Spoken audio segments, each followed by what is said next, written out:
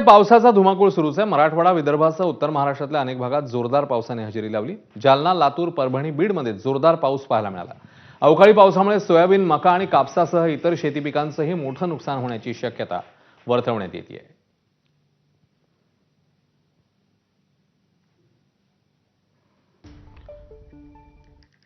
बीडमध्ये गेल्या 2 महिन्यात झालेल्या अतिवृष्टीमुळे आधीच शेतकरी संकटात सापडलेला, त्यातून शेतकऱ्यांनी कसंबसं आपलं पीक वाचवल्याचं पाहायला मिळालं। मात्र बीडमध्ये गेल्या 24 तासात पडलेल्या पावसाने शेतामधील कापूसही खराब झाल्याचं चित्र पाहायला मिळतंय। टायमाला एक तर मंजूर भेटेना। याचनी सुरुवात करायची टायमाला पावसानं पडले, सगळं माती मोल झाले, आता सगळं पाण्यामध्येच गेले आता हे सगळं। एकतर पहिल्या सुद्धा पाऊस पडत नाही, पडला इकून तिकून तर पण अशी नुकसानी होत आता। किती उत्पन्न झालं असतं या कापसाचं? 25 ते 30 क्विंटल उत्पन्न होत होतं ह्याचं।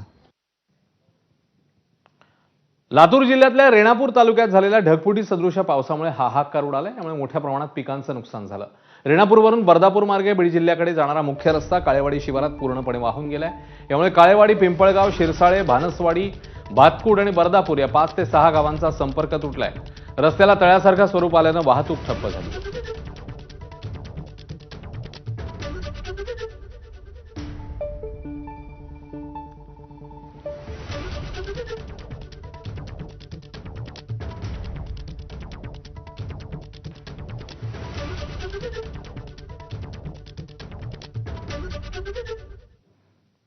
आंध्र प्रदेशातील काकीनाडा आणि मछलीपट्टणम या भागातील किनाऱ्यावर मोन्था चक्रीवादळाने धडक दिली। या चक्रीवादळात आतापर्यंत 3 जणांचा